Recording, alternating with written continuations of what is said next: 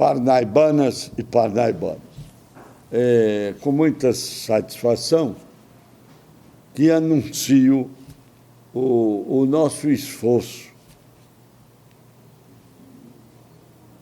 pela educação na cidade de Parnaíba. Conseguimos reconstruir todas as escolas da cidade de Parnaíba, modernizá-las, instrumentá-las. E houve uma grande melhoria das atividades. Nós galgamos posições relevantes no IDEB, cada vez melhor. Mesmo com o problema do corona, nós temos que avançar. Isto ainda vai passar. Estão aí as vacinas e nós estamos nos dedicando, não é, a prestar essa assistência. Depois de levar uma medicação precoce a todos que necessitaram, nós estamos agora levando o mais importante, é a vacina. Mas não pode parar a educação. A educação não pode e não parou no nosso governo. Acabamos de fazer um contrato com a televisão da nossa cidade de Parnaíba. E, depois de orientar e receber o apoio dos professores e dos que fazem a educação, não é, para que tenham imaginação e criação e um compromisso de levar a educação a todos, né? Com a sua inovação, com a sua imaginação, com o seu espírito de educação. E elas estão aí lutando, avançando. E nós avançamos. Vamos levar a aula pela televisão, né?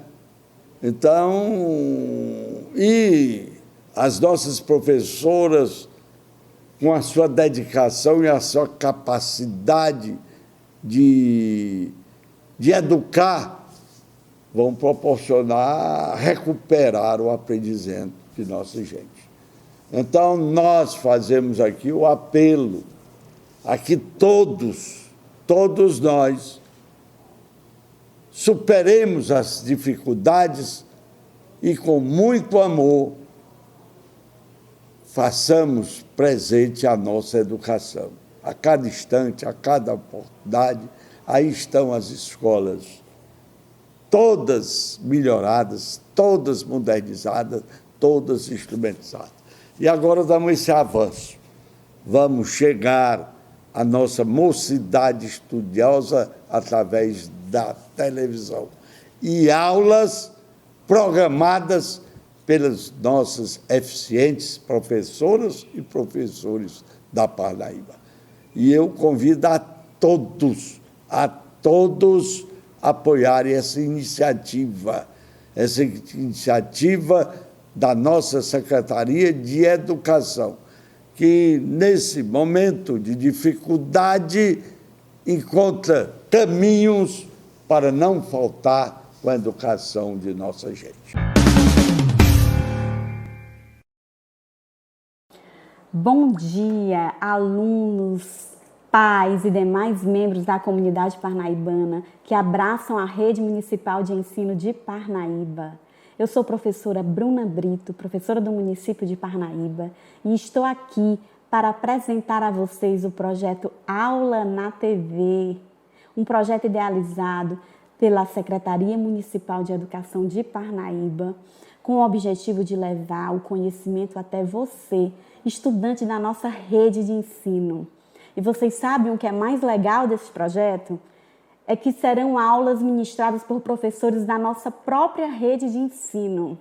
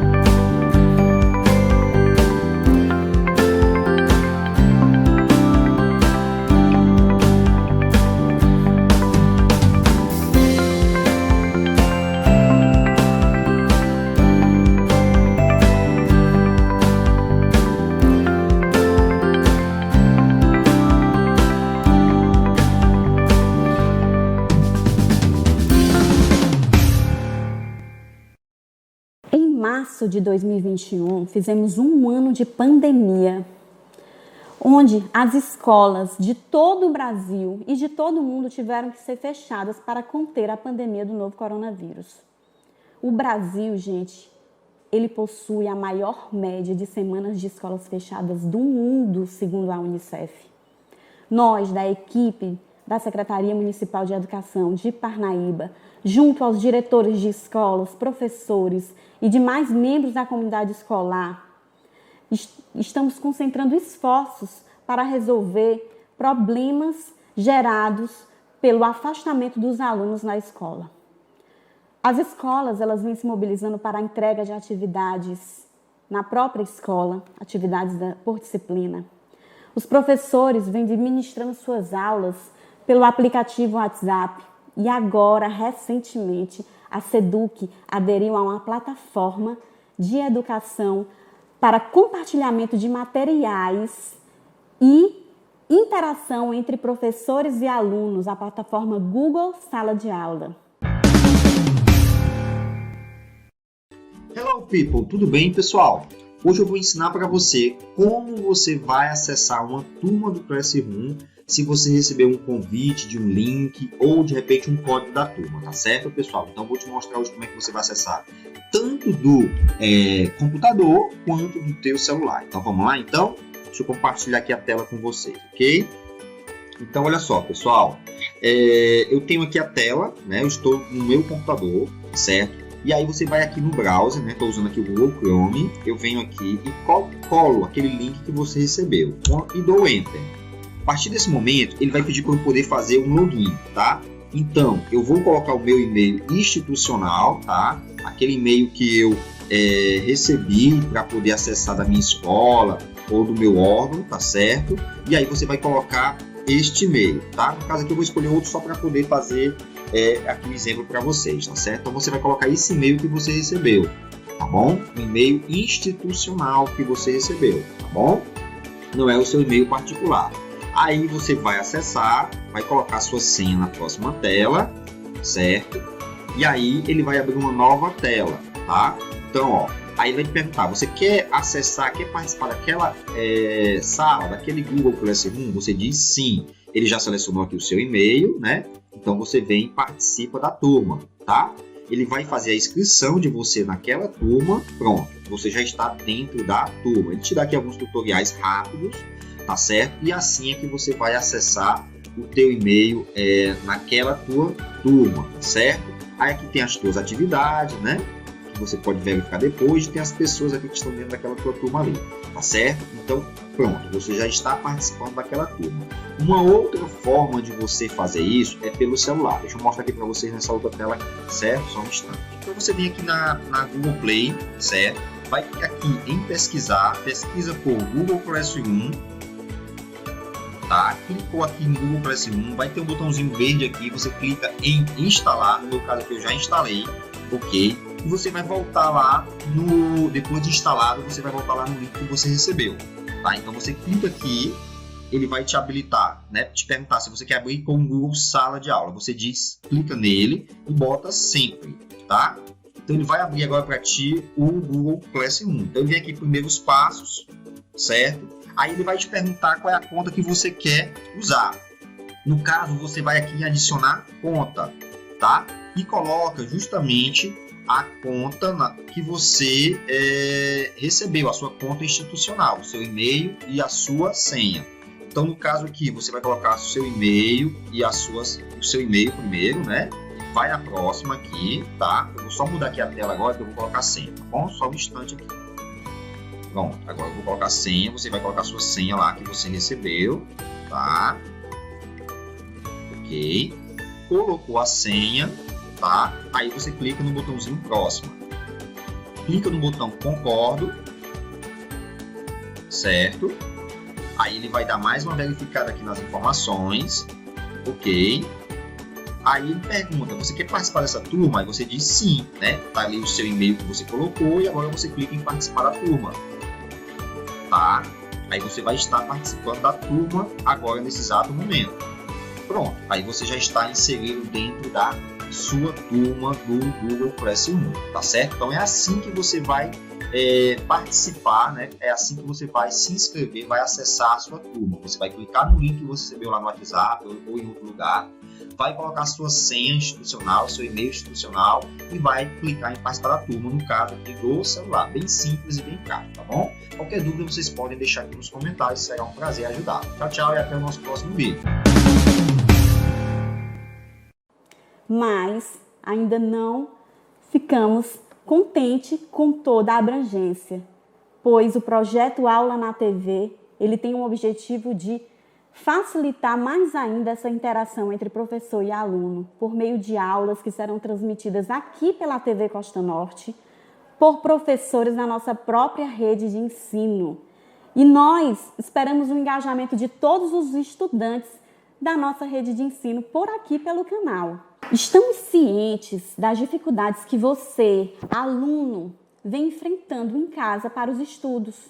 Dificuldades que são diversas, desde a infraestrutura tecnológica precária, tanto de alunos como também de professores, até o seu gerenciamento de aulas em casa.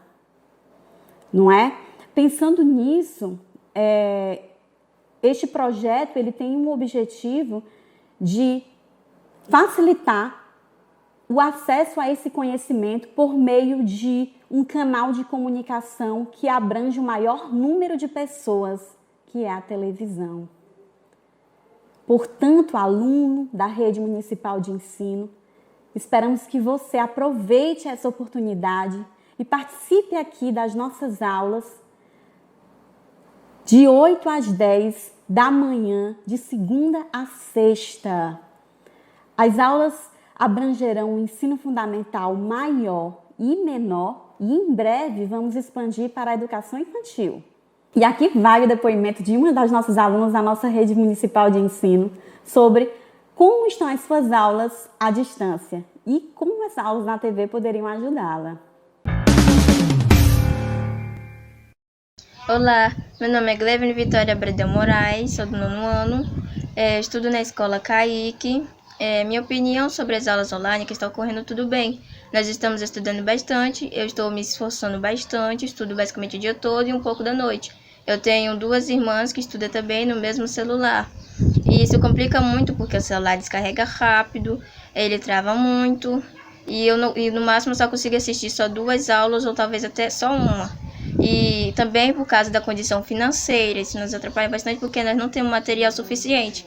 Tirando os livros que nós já temos, e isso é muito bom. Então, eu gostaria que tivessem aula pela TV, poderiam nos ajudar bastante nos estudos. E eu agradeço os desempenhos dos professores e um grande abraço a todos. Então, gente, nós aqui da equipe, da SEDUC, os professores e demais membros da equipe escolar, estamos cientes da sua dificuldade, aluno, de estudar em casa. Sabemos que são muitas dificuldades, desde dificuldades básicas, como sentar em uma cadeira e uma mesa e estudar, até as mais complexas, que ajudam nos estudos. Pensando nisso, o nosso objetivo hoje é passar algumas dicas para você, aluno, que pretende alavancar os estudos à distância. Vamos lá?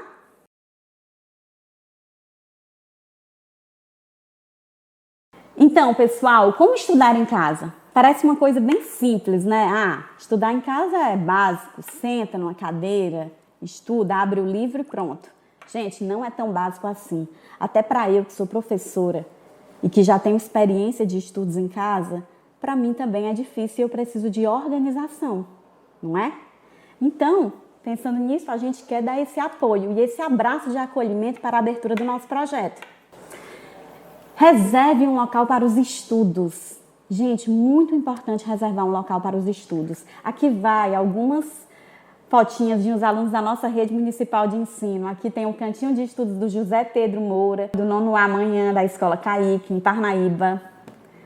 O cantinho de estudos aqui da Jéssica de Fátima, do 9º C, do Kaique. Olha que legal. E aí, pessoal, vocês já separaram um cantinho de estudo?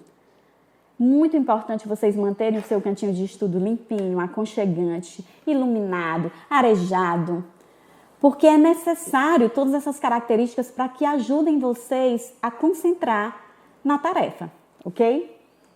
Pessoal, uma outra dica bem legal é reservar um horário fixo para os estudos.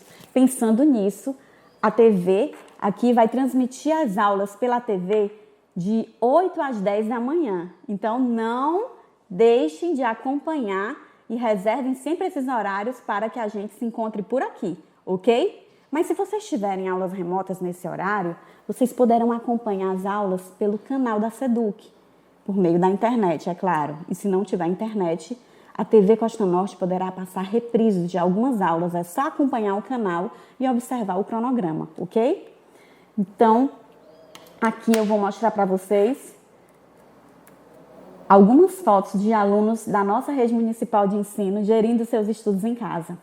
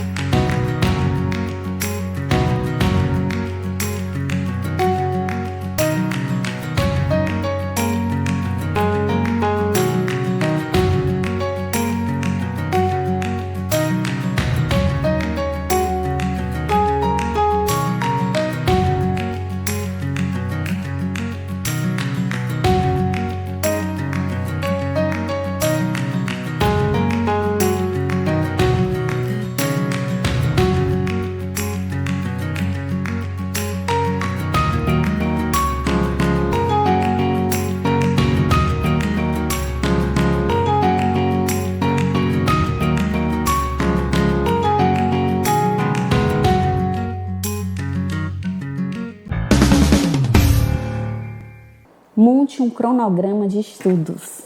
Cronograma, essa palavra parece meio estranha. Cronograma. O cronograma, gente, não é nada mais, nada menos do que um quadrinho organizando os seus estudos por dia. Segunda, terça, quarta, quinta, sexta. Porque você não vai conseguir estudar português, matemática, geografia, ciências, história, tudo em um dia só. Não tem condição.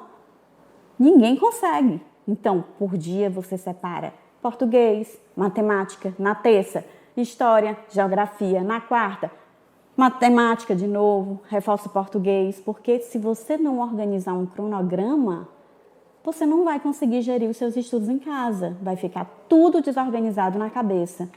Na escola, pessoal, quando vocês lembram, quando iam para a escola e lá tinham o horário do professor? Pois bem, em casa você tem que montar os horários como se fosse na escola, entenderam? Descubra a sua melhor forma de aprender. Como vocês aprendem? Vocês sabiam que existem os canais de aprendizagem? Vocês sabiam, pessoal, que existem diversas formas de aprender? Tem a pirâmide de aprendizagem de William Glasser. Ele é um psiquiatra americano que ficou muito conhecido por desenvolver essa pirâmide de aprendizagem. E ele diz o seguinte: 95% dos estudos você aprende ensinando. 95% da sua aprendizagem acontece quando você ensina. Olha que legal! Isso nós chamamos de método de aprendizagem ativo. Existem dois métodos de aprendizagem, o passivo e o ativo. E o ativo, ele é ensinando. Por isso que 95% da sua aprendizagem ela pode acontecer ensinando, segundo a pirâmide de aprendizagem de William Glasser, tá?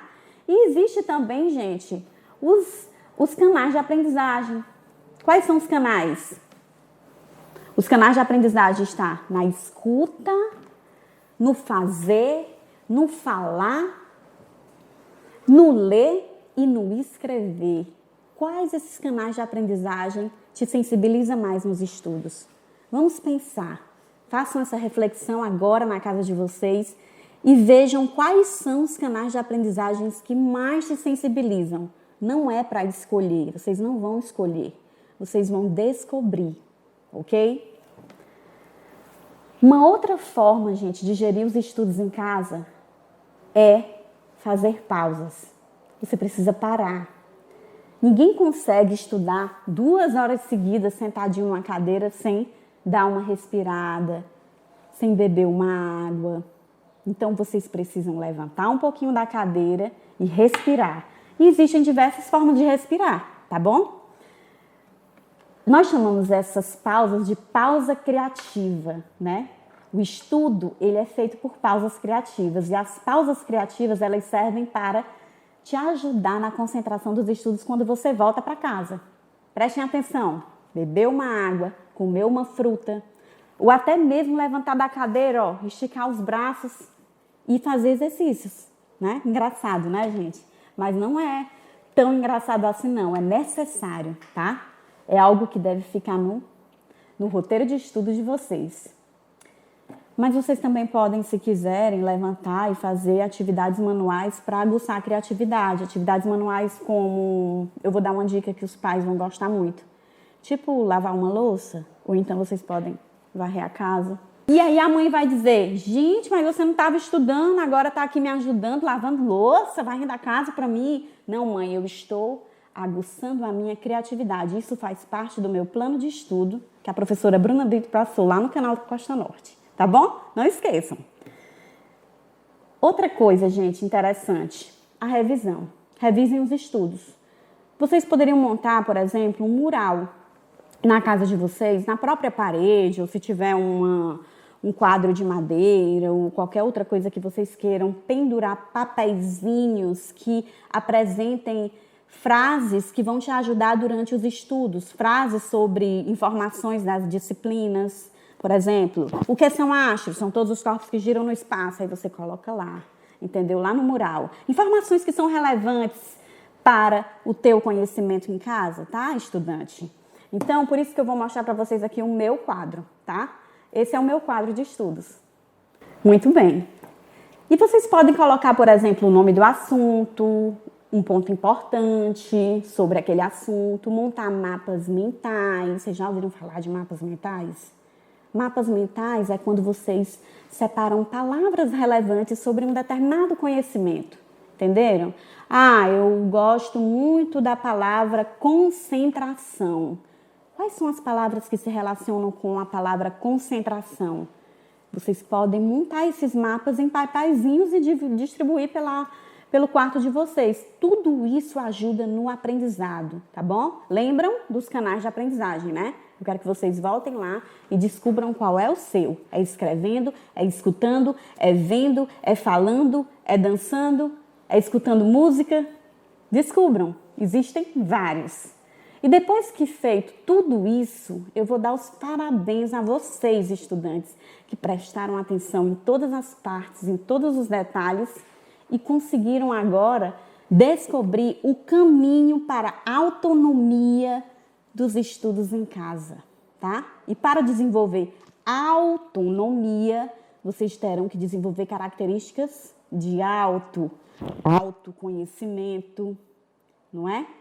Autocuidado, porque quando nós estamos nos esforçando para os estudos, nós estamos nos cuidando também. Não só no presente, cuidando da cabeça, porque a leitura, ela faz isso, mas também no futuro, porque isso vai tornar vocês, estudantes, muito mais preparados e adultos muito mais preparados para o mercado de trabalho. Vocês sabiam, gente, que características de autonomia, elas são essenciais para o mercado de trabalho? parece até uma coisa muito distante. Ah, a professora Bruna Brito está falando de mercado de trabalho. Está tão longe ainda, né? Eu sou tão criança ainda. Gente, amanhã vocês já estão ficando mais velhos. E aí o que acontece? Quando você gere sua vida de forma passiva, só o outro mandando e você fazendo, você não descobre a sua criatividade, não descobre você mesmo, não descobre a forma de aprender.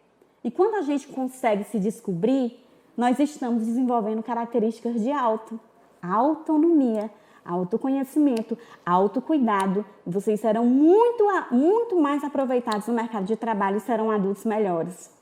Ok? E aí, pessoal, o primeiro passo foi dado. Agora só depende de você, estudante, seguir em frente, agarrar os estudos e acompanhar as nossas aulas aqui pelo canal, que acontecerão de segunda a sexta-feira, tá, gente? Fiquem atentos à programação que será divulgada por aqui, pois teremos aulas para o ensino fundamental maior e menor e cada dia será uma disciplina diferente, tá ok? E então, gente, nós da Secretaria de Educação de Parnaíba, junto aos professores, deixamos um abraço virtual para vocês. Conte com a gente nos estudos em casa, pelo projeto Aula na TV.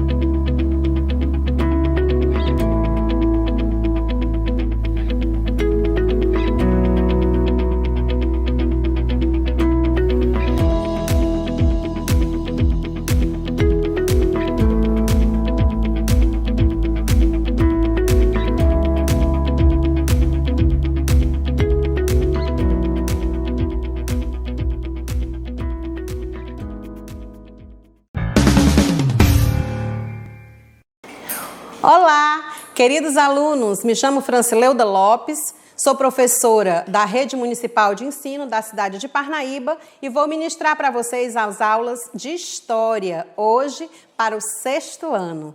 Como vocês sabem, a pandemia ainda é uma realidade para todos nós. Então não esqueça de manter o distanciamento social, usar máscaras, usar álcool em gel. Tá ok? Contamos com vocês, porque agora, quando a gente faz isso, a gente está amando a gente e também está amando o outro. Eu faço parte de uma equipe de professores que vai levar a escola para a TV, para ajudar você a aprofundar os conteúdos que estão sendo ministrados pelos professores nas aulas remotas. Precisamos de animação? Vamos lá!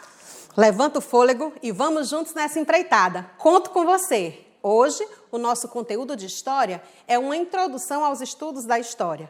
Como você está vendo aí, nessa imagem que eu acabei de colocar para você, tá bom? Nós vamos precisar, para as nossas aulas, de um materialzinho de apoio. Qual seria esse material? O nosso livro didático. Um ambiente preparado, com todo carinho. Esse ambiente pode ser o mais reservado na sua casa, com uma mesinha de estudos, tá bom? O seu livro didático, um caderninho para anotações e aí, ó, muita disposição. Então, nós vamos somar o material de apoio com a disposição, o amor pelos estudos e o resultado vai ser a aprendizagem. Então, eu conto com vocês. Vamos lá! A primeira coisa que eu gostaria de lançar mão nesse primeiro momento, conversando com vocês, é que a gente vai fazer algumas perguntinhas, e essas perguntinhas são muito comuns, quem nunca ouviu. Por que estudar história? Para que serve a história? Afinal de contas, tudo que a gente escuta, a gente precisa decorar? Essa é a grande pergunta que nós, professores de História, costumamos responder para os nossos alunos. Realmente não é fácil, são muitos conteúdos, são muitas datas, são muitas informações e precisa decorar tudo isso? Não, Não precisa decorar, basta que você comece a elencar, comece a organizar na sua cabeça algumas dessas informações e aí, com o passar do tempo, você vai adquirindo conhecimentos e mais conhecimentos acerca desses assuntos. Essas perguntas são comuns, tá certo? Mas a gente vai vendo que a gente vai respondendo ela aula a aula. Essa turminha que se reúne na sala de aula e que faz todas essas perguntas já traz consigo uma coisa chamada história particular. Você sabia que a sua vida é uma história particular que vai se juntar a outras histórias particulares e vai dar origem à grande história que nós vamos debater aqui hoje? Ah, não sabia? Você é um ator social e você também faz parte da história. Você nos ajuda a construir a história. Todo homem faz parte da história e é construtor de história. Então, vamos aqui. É um problema estudar história? É preciso mesmo decorar? Então, nós vamos dizer que não.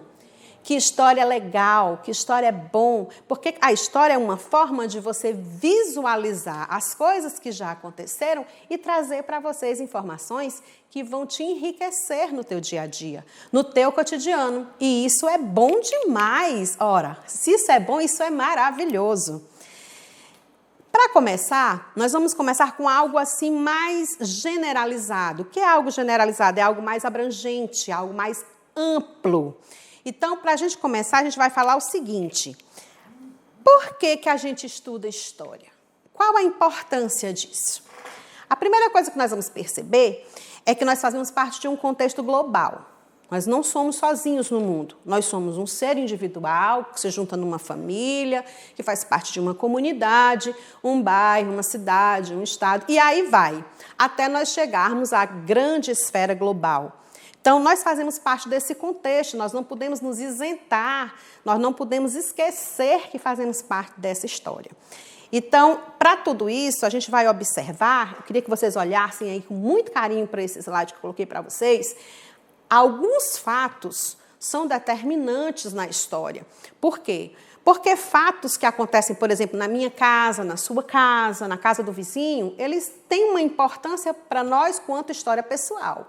Mas existem fatos que têm uma importância e uma relevância para o mundo, que são os denominados fatos históricos. Eu coloquei aqui alguns deles: o homem chegando na Lua, coloquei também aqui a bomba de Hiroshima e coloquei também aqui quando aconteceu a queda das Torres Gêmeas nos Estados Unidos, para que vocês pudessem compreender através dessas imagens, o que eu estou acabando de exemplificar para vocês aqui. Mas nós sabemos que hoje, em virtude da grande gama de conhecimentos e das informações que chegam para a gente, cada dia de maneira mais rápida, de maneira mais explosiva e dinâmica também, através dos meios de comunicação, da internet, que hoje nós vivemos online. Olha aqui a prova disso, nós estamos aqui preparando tudo para você receber aí na sua casa. Mas existe uma coisa que hoje nos preocupa muito, quando a gente, principalmente como historiador, que é a questão dos fake news. O que é um fake news? É uma história que alguém cria, que tem um fundo de verdade, mas que não é totalmente real, na grande maioria é mentira pura, e essas fake news, elas têm uma intenção. A intencionalidade é o quê? Burlar, é fazer passar por cima da realidade real e levar uma mentira em proveito próprio. Então, os fake news hoje, eles são muito, muito desastrosos para a nossa sociedade. Eles podem levar a gente a cometer erros e pensar errado em função de tudo isso. E isso massifica as pessoas. O que é a massificação? É quando um grande número de pessoas, uma grande maioria das pessoas, começa a pensar igual através dessa mentira que foi vinculada no fake news. Então, quando você vê uma notícia, procura ver se ela é real, procura saber se realmente aconteceu tudo isso, procura os fundos de verdade. Se for fake news, aí você deleta da sua lista de conhecimentos adquiridos, ok? Uma outra questão é que hoje, por esse mundo informatizado, também fica mais fácil para você chegar em inúmeras questões. Por exemplo, os conhecimentos são mais fáceis de você adquirir, as informações. Mas cuidado, para você não se perder nesse universo dinâmico que está aí, que são as redes sociais. Então, rede social é bom? É. Facebook, entre outras aí que a gente não vai citar nomes aqui, fazer a sua hashtag é legal, twittar é legal? É. Tudo isso é bom. Mas não esqueça que a educação, ela deve vir em primeiro lugar na sua vida. Essa parte das redes sociais é a parte do entretenimento, é o momento em que você vai relaxar, que você vai, dar uma aliviada ali, mas a educação deve ser primordial para você.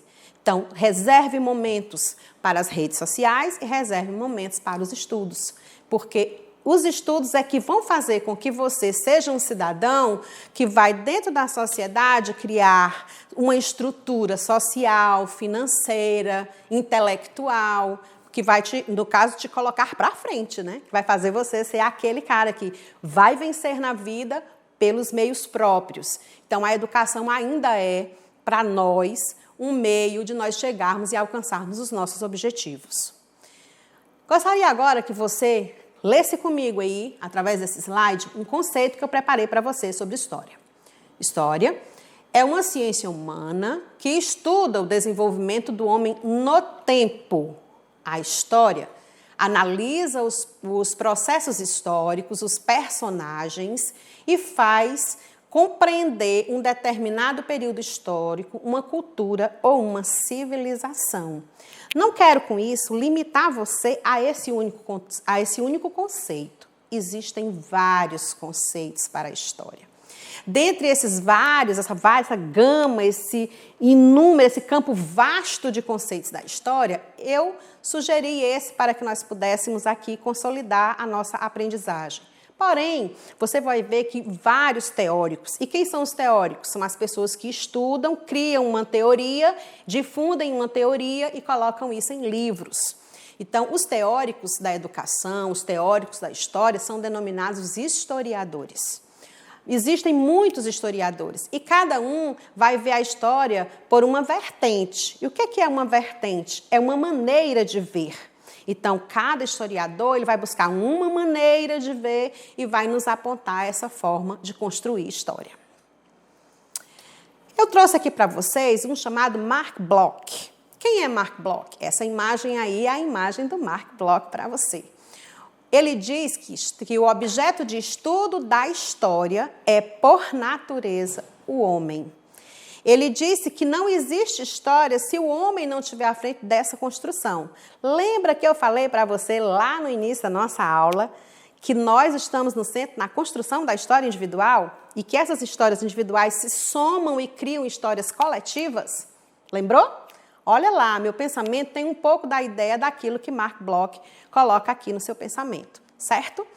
Trouxe também para vocês um historiador brasileiro, Sérgio Buarque de Holanda, que está aqui nesse outro slide para você conferir.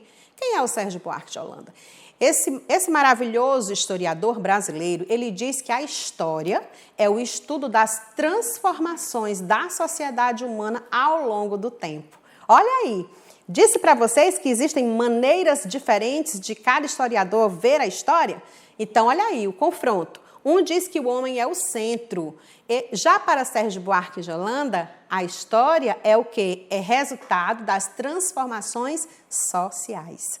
Então, vai segurando aí essa informação e vamos passando para frente. Esse conceito de história, ele não surgiu assim do nada. Surgiu e aí vamos levando isso para frente. Não é assim que funciona. Tudo que a gente vai trabalhar daqui para frente, a gente tem que pensar na história como ciência. Não existe ciência sem haver as experiências, as vivências e as comprovações. Então, a história também é uma ciência. Ela é uma ciência humana que estuda o desenvolvimento do homem em sociedade ao longo do tempo. A palavra história, ela é de origem grega e significa investigar. Então, quando a gente pensa em história, a gente pensa em alguém que investiga questões, que investiga, que busca informações. O primeiro homem a fazer uso da investigação em seus estudos foi o grego Heródoto. considerado por muitos historiadores como o pai da história. E essa imagenzinha que você está vendo aí no nosso slide é uma imagem do Heródoto, tá bom? Para você conferir aí também quando você tiver a oportunidade, quando alguém falar sobre isso, aí você vai lá, lembra do que a professora Francileuda falou na aula de hoje. Para que nós possamos compreender esses conceitos históricos e suas construções, é preciso nós compreendermos que ninguém faz nada sozinho. Nós vivemos em sociedade e, como indivíduos, a gente precisa e necessita do complemento de outros indivíduos. Por exemplo, para eu estar aqui fazendo essa gravação para vocês, eu preciso contar com uma equipe. Apesar de nós estarmos aqui mantendo o distanciamento social, tomando todos os cuidados, mas existe um grupo de pessoas que pensou, que organizou, que trabalhou para que nós pudéssemos chegar aqui nesse resultado. Então, tudo em sociedade, tudo que a gente vai fazer na vida necessita de um outro grupo de pessoas também para dar sustentação e para tornar realmente algo construído de maneira coerente, a gente precisa da participação dos outros. Então, existe um grupo de profissionais que trabalham para construir história. Eu vou citar aqui alguns para vocês. Por exemplo, quem trabalha com antropologia. O que é a antropologia? Acompanha comigo aí no texto. Antropologia estuda o fator humano e suas relações. A paleontologia estuda os fósseis. A heráldida, os brasões e os emblemas, ou seja, vai buscar lá aquelas cartinhas antigas, os brasões das famílias lá do passado e vai trazer para a gente informações sobre isso. A numismática, que é o estudo das moedas e medalhas, a psicologia, que é o estudo dos comportamentos humanos, a arqueologia, o estudo da cultura e dos materiais dos povos antigos, e a paleografia, que é o estudo das escritas antigas. Mas existem inúmeras. Eu trouxe aqui alguns dos profissionais que vão favorecer o estudo científico da história. Então, como vocês viram, tem gente, trabalhando muito e firme para que você tenha esse livro didático aí em mãos na sua casa. Compreenderam? Como a educação é algo sério e que você deve levar em conta que todas essas construções, elas têm muito esforço por trás de tudo isso. Então, vamos seguir adiante, que está ficando bom, hein? Nosso conceito de história ficou claro para você? Então, olha para essa imagem. O que você está conseguindo ver aí? Observe que existem inúmeras pessoas e que cada uma tem uma vestimenta diferenciada. Por que essas pessoas se vestem tão diferente assim? Olha, tem uma que está quase ali, com pouquíssima roupa. Tem uma que está envolta em muitos panos. Tem uma ali que está com uma roupinha bem colorida, com um chapéu enorme na cabeça. Sabe o que é isso? Isso aqui são as diferentes culturas. São os diferentes povos que estão aí espalhados pelo nosso planeta. Você tem a sua maneira de se vestir, de falar, de se comunicar, de se relacionar, eles também. Então, olhando para essa imagem, fica fácil para você compreender o quanto que é bom a gente entender que nós necessitamos do outro para construir também a nossa própria história. Ficou entendido para você, meu aluno, que esse mundão enorme que a gente tem acesso, ele é complementar? Que nós precisamos uns dos outros? Se ficou entendido para você, que legal. Passamos para frente. Queria que você observasse agora também, alguém já viu esse desenho em algum lugar? Ou você já teve acesso a um desses objetos? Eu já tive. Esse primeiro objeto, que tem uma mão que está segurando, é um relógio. É um relógio de bolso, que era muito usado há tempos atrás. Mas existe um ainda mais antigo, que é o que está aí do lado, é a ampulheta. A ampulheta foi uma das primeiras formas de medir o tempo. Então, eu trouxe para vocês esses dois retratos do passado para que você compreenda hoje como é que você olha a sua hora aí na sua casa. Existe um relógio na parede? Existe um relógio no pulso aqui, como o meu? Ou você olha pelo seu celular? Então, existem diversas formas da gente também fazer essa contagem do tempo, tá bom? Para que a gente possa compreender a contagem do tempo, a história foi subdividida. Ela foi dividida em partes determinadas como períodos históricos. Esses períodos históricos, eles estão divididos entre pré-história e história. Olha, acompanha comigo aqui no desenho, que eu preparei para você um esquema e você vai compreender detalhadamente.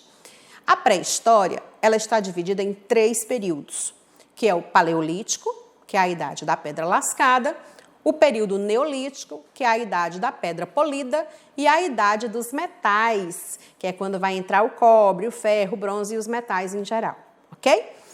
A história está dividida em idade antiga, idade média, idade moderna e idade contemporânea. Então, essa é a divisão mais aceita mundialmente, apesar de já ser hoje existirem outras formas de divisão da história, mas essa ainda é a maneira mais aceita, é a maneira mais vigente de nós contarmos a história no tempo, ok? Sigamos em frente e agora a gente vai falar de uma coisa bem legal.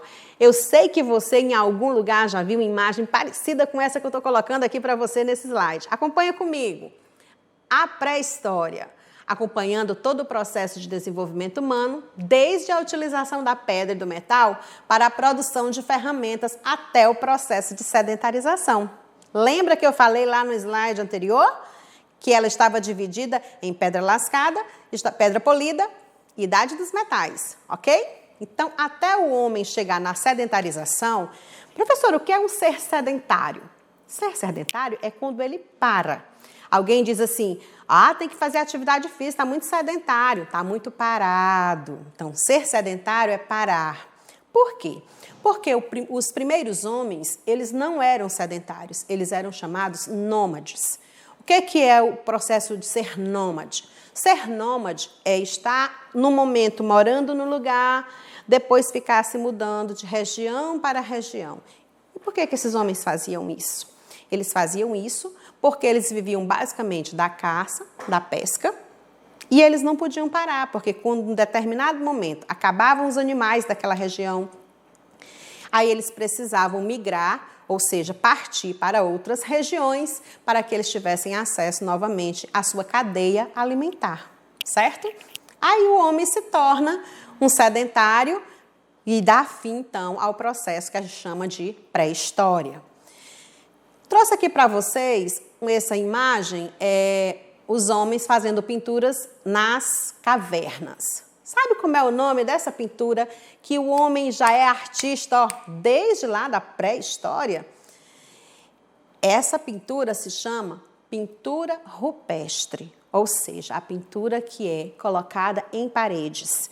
Geralmente elas eram feitas com sangues de animais ou com corantes retirados de vegetais, certo? Essas pinturas rupestres, depois a gente vai ter uma aula maravilhosa falando sobre tudo isso, inclusive aqui, pertinho da gente, tem muita coisa para falar sobre isso, das pinturas rupestres, tá bom? Aguarda que a gente vai falar brevemente sobre isso. Aí você vai me perguntar, professora, mas por que o termo pré-história? Porque pré vem antes da história, não é isso? Não. Na pré-história já existia história, já existia, o homem já existia, então se o homem já existia, a história também já existia. O termo pré-história, ele só é utilizado para dizer que ainda não tínhamos escrita. Então, a pré-história é tudo que antecedeu a escrita, mas não quer dizer que não existia história. Tá ok?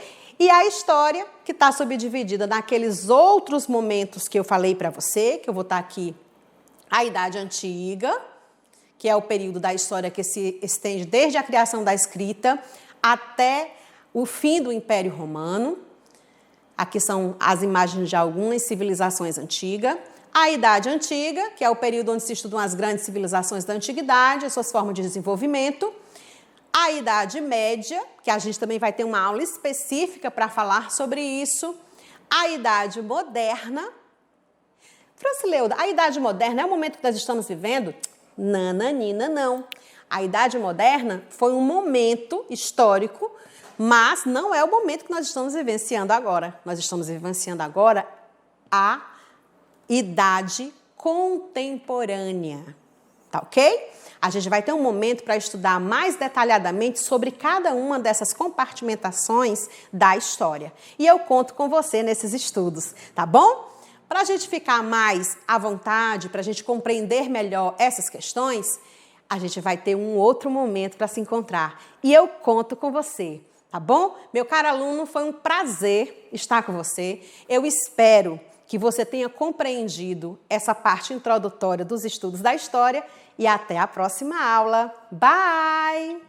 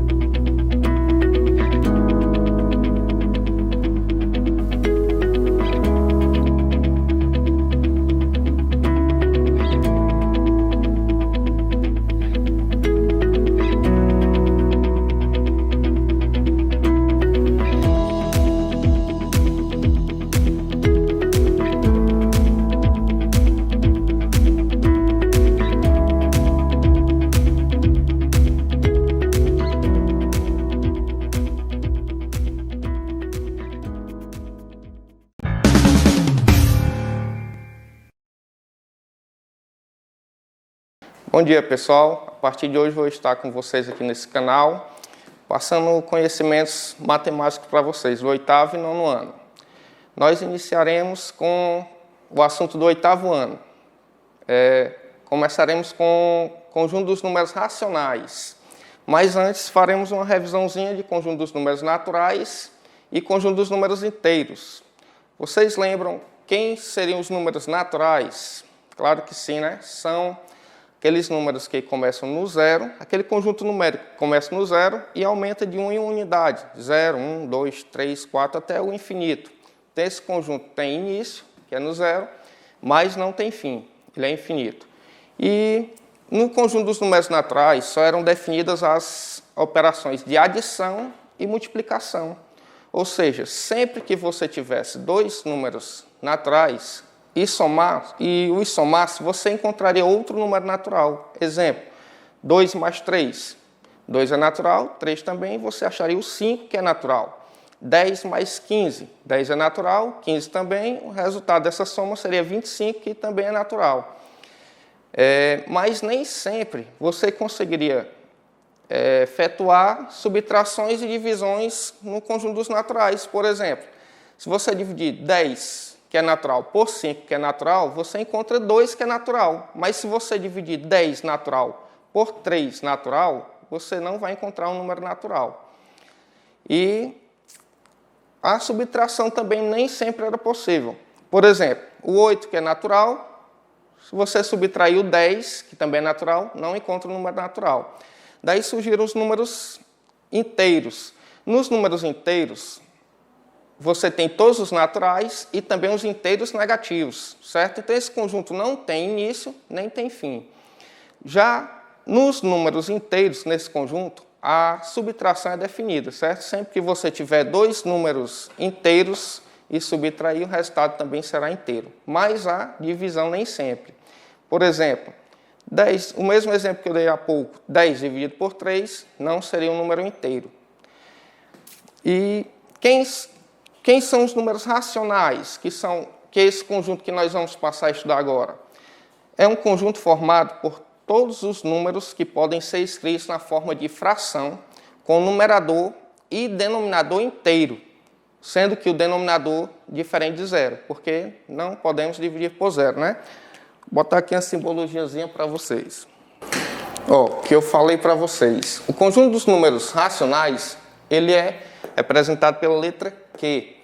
E ele é definido por todos os números que podem ser escritos na forma de fração, A sobre B, em que o A e o B, ou seja, numerador e denominador, sejam números inteiros. E o B é diferente de zero, porque não podemos dividir por zero, né? E quem são esses números racionais? Os números racionais, eles são todos os naturais. Vamos ver aqui através de um diagrama. São todos os naturais.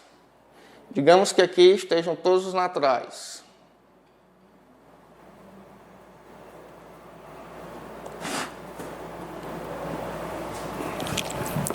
Dá aqui alguns exemplos. 5, 8, o 0, todos os inteiros, como todo natural é inteiro, os inteiros estão aqui, ó.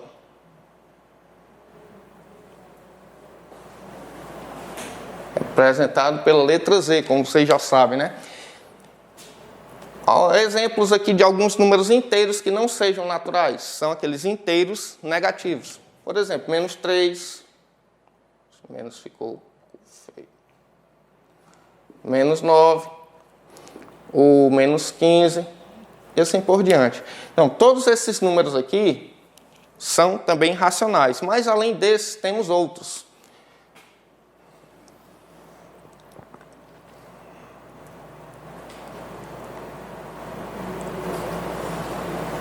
Quem são eles? São aqueles decimais exatos e as dízimas periódicas. Quem são dízimas periódicas? São os números decimais, infinitos e que têm um período, certo? Dá aqui alguns exemplos de outros números racionais que não sejam nem inteiros nem naturais. O 0,8 é um número racional, por quê? Porque eu posso escrever, aliás, o número 0,8 em forma de fração. Como, professor? 8 sobre 10. Aí dá 0,8. Por exemplo, uma dízima periódica. 4, vou botar outro exemplo aqui. Mais simples para vocês. 0,333 reticência. Isso aí é uma dízima periódica e podemos transformá-la numa fração.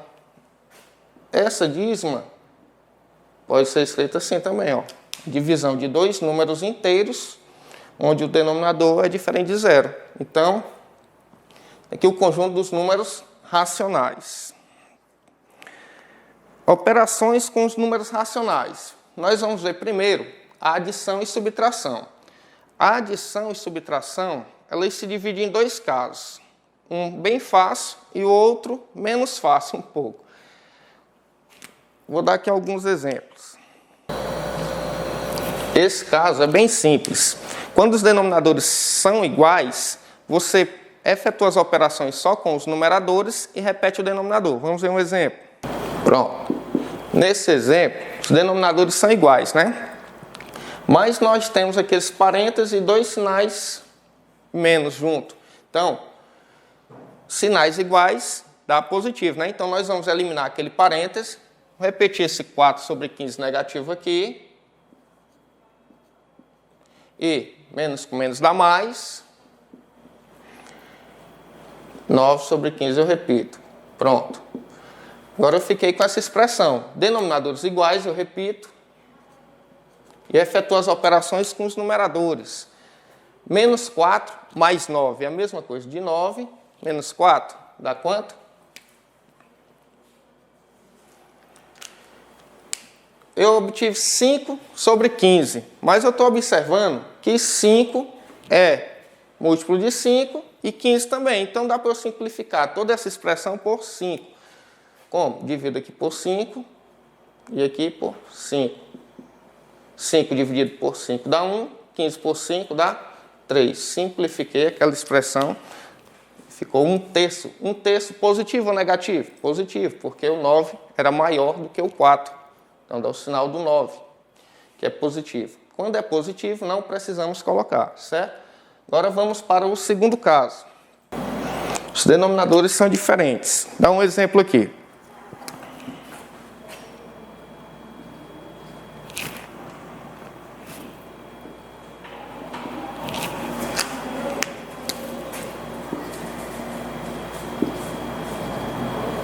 Certo. Nós temos que o denominador lá é 5 e aqui é 6, né? Então, teremos que tirar o MMC. O MMC de 5 e 6.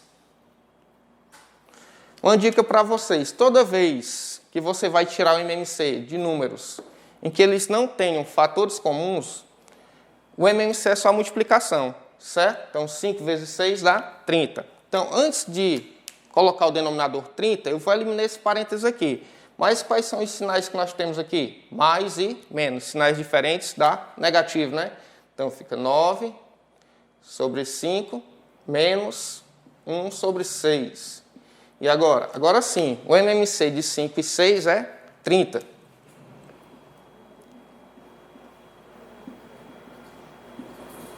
Aí você divide e o resultado multiplica.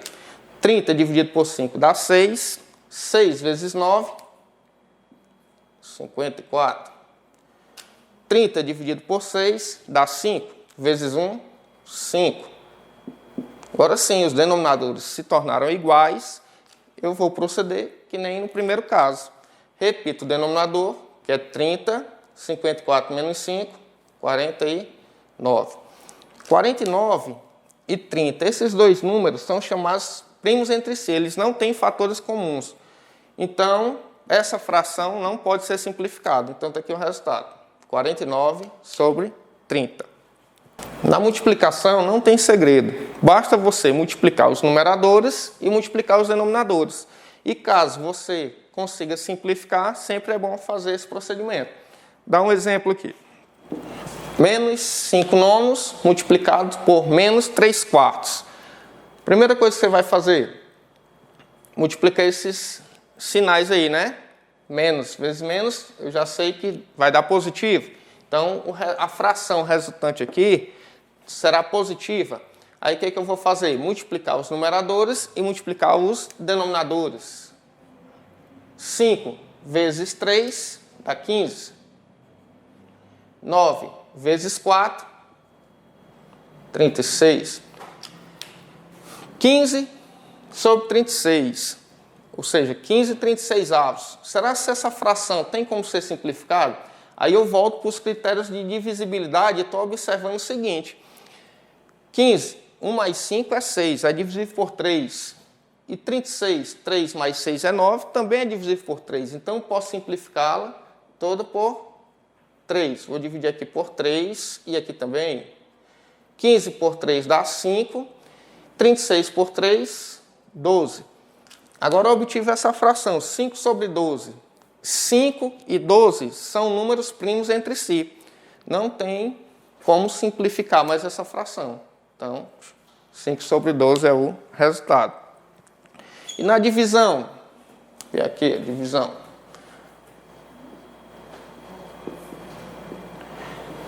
Na divisão de duas frações, basta você pegar a primeira fração e multiplicar pelo inverso da segunda fração. Vou dar um exemplo, também é fácil.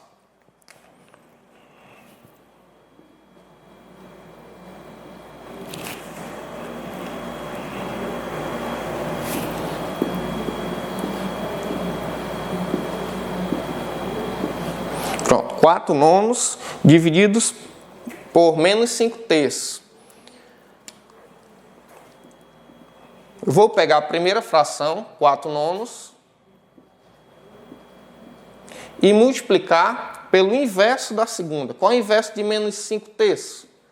Menos, é só trocar o numerador com o denominador de posição aqui, ó. Menos 3 quintos. Pronto. Agora vamos fazer o jogo do sinal aqui. Essa fração é positiva e essa negativa. Menos, aliás, mais. Menos dá menos. Já sei que a fração que eu vou obter é negativa. 4 vezes 3, 12. 9 vezes 5, 45. Ora, aqui também eu estou observando que tudo é divisível por 3. 1 mais 2 é 3, dá para dividir por 3. E 4 mais 5, 9, também dá por 3. Vamos lá. 12 dividido por 3, 4. 45 por 3, 15. Primos entre si, 4 e 15 não tem fatores comuns, então não dá para simplificar. É 4 menos 4 sobre 15, ou 4 sobre 15 negativo. Mas essa simplificação você poderia ter feito logo bem aqui, ó. Eu estou observando que aqui tem 3 no numerador e aqui 9 no denominador. Tudo é divisível por 3. Então, se eu simplificasse logo por 3, aqui ficaria 1, 3 dividido por 3, 1. E aqui ficaria 3. 9 por 3 daria 3. Aí ficaria 4 vezes 1, 4. E aqui restaria 3 vezes 5, 15. Você iria logo direto para o final. Mas você que escolhe a maneira melhor que você achar. Vamos efetuar essas operações. Trouxe aqui alguns exercícios para a gente ir pega na prática. Vamos lá. Aqui nesse primeiro, nós temos uma adição de uma fração, que é um número racional, com um número racional escrito na forma decimal. E aí, complicou? Não. Você pode transformar essa fração em um número decimal ou aquele decimal em fração. E eu aconselho você pegar esse 1,8, que é um número decimal, e transformar em fração. Como? Você coloca no numerador da fração o número sem vírgula e no denominador da fração você coloca 1 e acrescenta zeros. Quantos? A quantidade de casas decimais que você tem, ou seja, só 1, que ali só tem o algarismozinho 8. Então vai ficar assim, ó, menos 5 quartos somado com, tirando a vírgula, fica 18, coloco 1 e só tem uma casa decimal, fica 10, né? Só um zero. E agora você observa que essa adição aqui caiu no segundo caso, ou seja, os denominadores são diferentes. Então, você terá que tirar o MMC. O MMC de 4 e 10. Aí você pergunta, posso apenas multiplicar utilizando aquele processo? Bem, se você multiplicar, você vai também conseguir fazer essa adição. Só que mais na frente você vai ter que simplificar. Por quê? Porque esses dois números aqui, ele tem um fator em comum, que é o 2. Então, a multiplicação deles não será o MMC.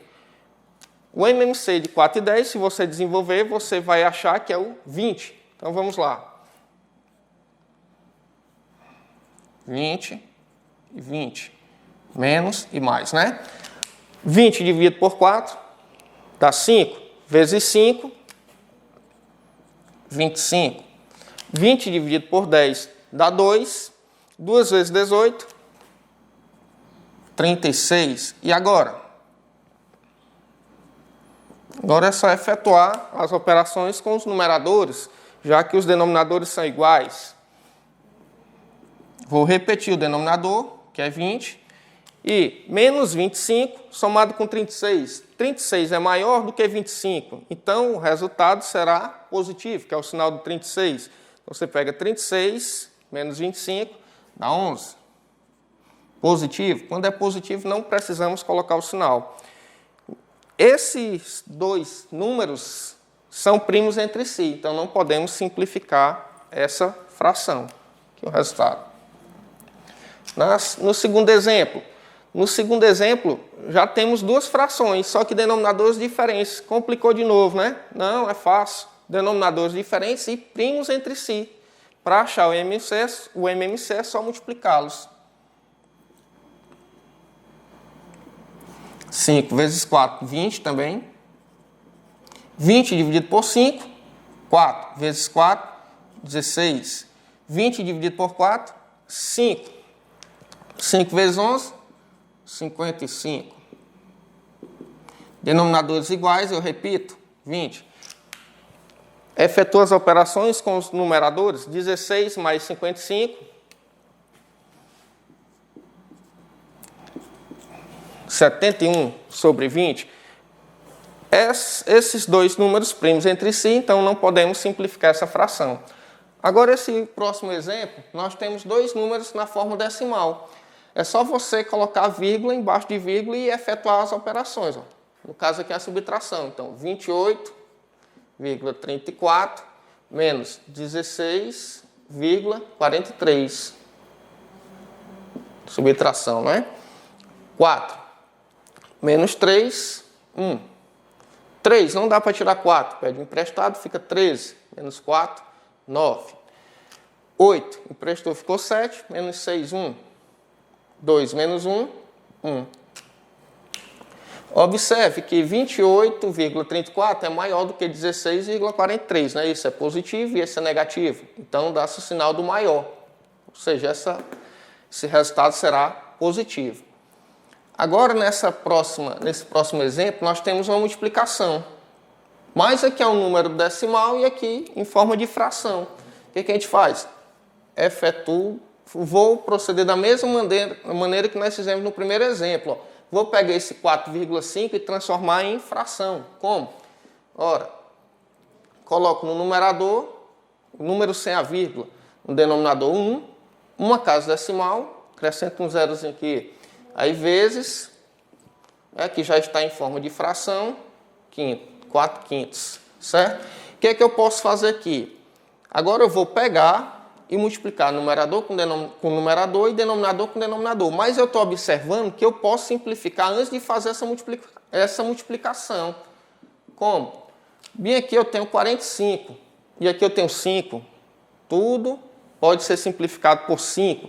Então, se eu dividir aqui por 5, eu vou obter 9. E aqui por 5 eu vou obter 1. Quem mais? Ora, 10 e 4.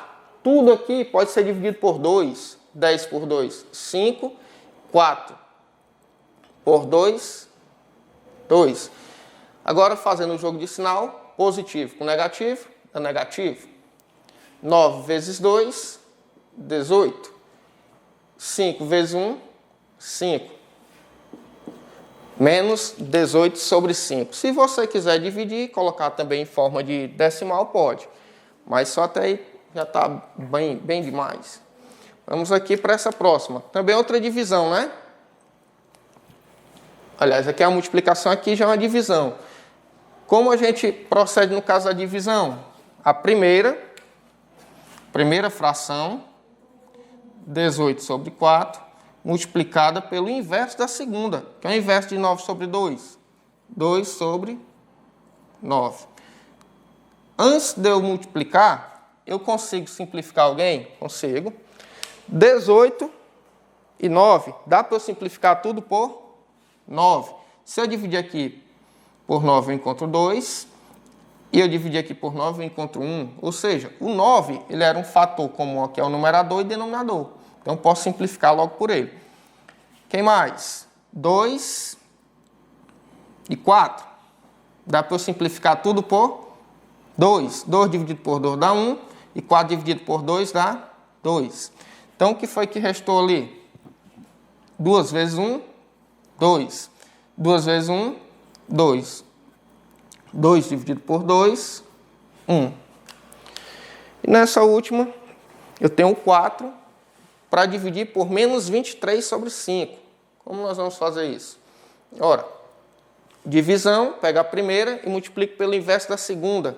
Mas a primeira é só 4. Mas qualquer número que não apareça o denominador é porque é 1. Primeira vez é o inverso da segunda. Qual é o inverso de menos 23 quintos? Menos 5 sobre 23. Positivo e aqui negativo. Mais com menos, sinais diferentes dá negativo. 4 vezes 5, 20. 1 vezes 23, 23. Dois números primos entre si, então não tem como simplificar. O resultado final é esse. Essa fraçãozinha é menos 20 sobre 23. Olhadinha, se tem alguma dúvida. Bem, pessoal, agora nós vamos ver um pouco de porcentagem. Porcentagem nada mais é do que uma razão centesimal, ou seja, com denominador 100. E o símbolozinho de porcentagem, esse aqui, certo? Aqui alguns exemplos. Se eu tiver 45%, esse é o símbolo, 45%.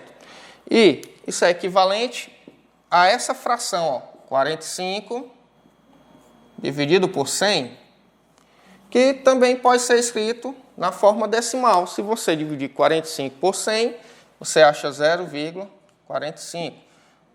Basta deslocar a vírgula 2 casas para a esquerda. Ó.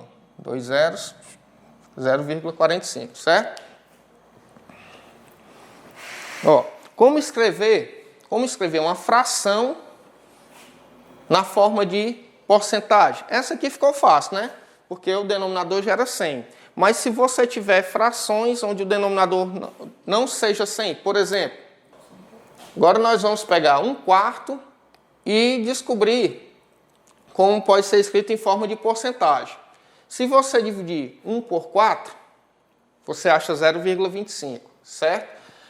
Aí eu quero esse número, essa fração, em forma de porcentagem. E porcentagem, o denominador tem que ser 100, não é isso?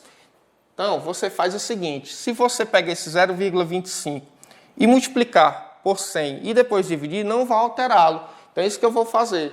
0,25 vezes 100 e divido por 100, só que lá em cima eu multiplico e aqui embaixo eu repito 100, que é para dividir. Então, 0,25 vezes 100, como aqui tem 2 zeros, a vírgula vai andar 2 casas para a direita. Então, fica 25. E aquele 100 eu repito. Agora está do jeito que eu queria. Ó. Denominador 100, posso transformar em porcentagem. É 25%.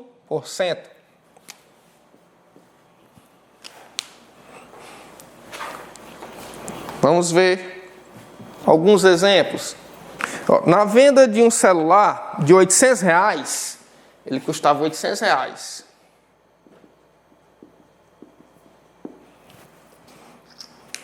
Um vendedor obteve uma comissão de R$40. Essa comissão representa quantos por cento do preço do produto? Ora, você vendeu um celular que custa R$800 e obteve uma comissão de 40. Então, quero saber quantos por cento 40 representa de 800. Só você dividir 40 por 800. Ó, o que eu posso fazer? Eu posso logo cortar esse zero com esse, ou seja, dividir tudo por 10, certo? Corta esse zero e esse. Sobrou 4 sobre 80. O que mais que eu posso fazer? Achei uma maneira mais fácil aqui. Pagar e mostrar para vocês. 40 sobre 800. Ora, para eu transformar em porcentagem, meu objetivo não é deixar o denominador igual a 100. Então aqui está fácil. Para esse 800 se transformar em 100, basta que eu divida por quanto? Por 8, não é isso? Então eu vou dividir aqui por 8 e aqui por 8. Quando eu dividir 800 por 8, eu encontro 100. Ó, está indo para onde eu queria. E 40 dividido por 8, 5. Então, 5 sobre 100 é exatamente 5%. Então, o vendedor ganhou quantos por cento de comissão? 5% sobre aquele valor da venda. Bom, pessoal, essa foi a nossa primeira aula. Espero que tenha ajudado a vocês, tirado algumas dúvidas. E vamos esperar a próxima, né? E aí, pessoal, estão gostando das aulas? Não deixem de acompanhar a nossa programação.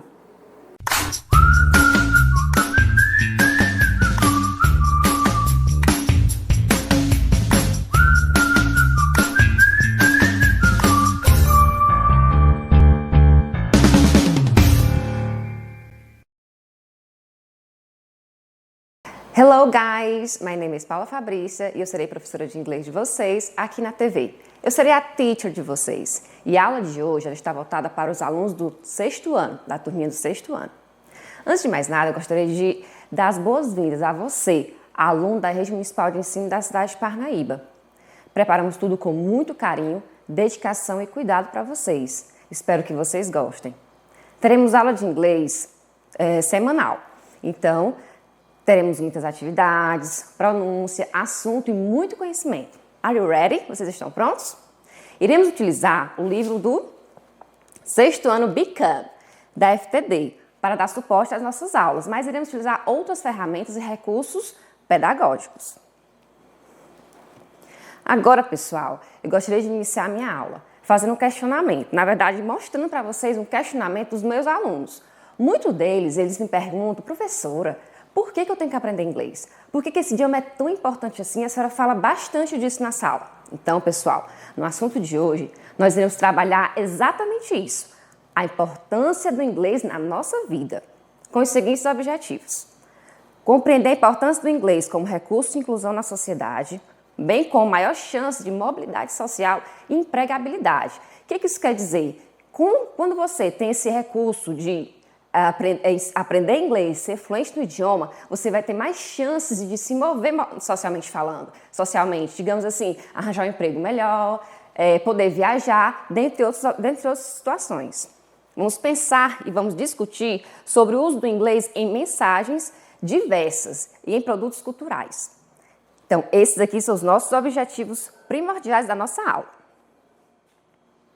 Continuando, nós vamos assistir agora a um vídeo que eu preparei com muito carinho para vocês.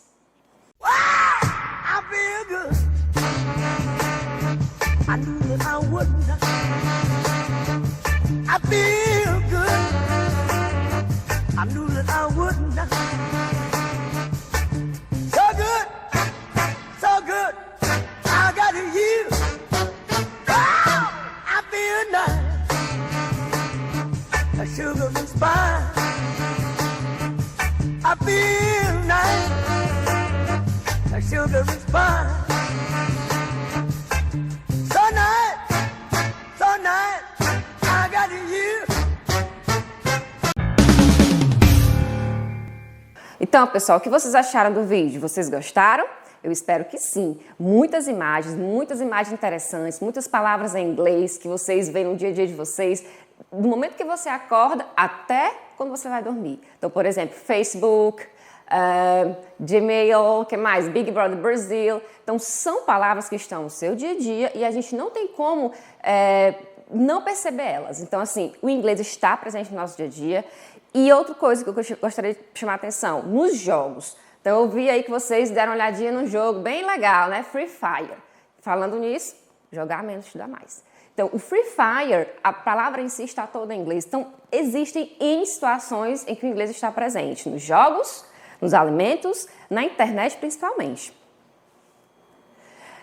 Então, assim, eu elenquei aqui uns 6 motivos da importância do inglês no nosso dia a dia.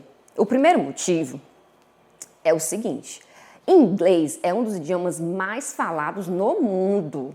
Pessoal, não é só os países que têm inglês como primeiro idioma que falam inglês, não.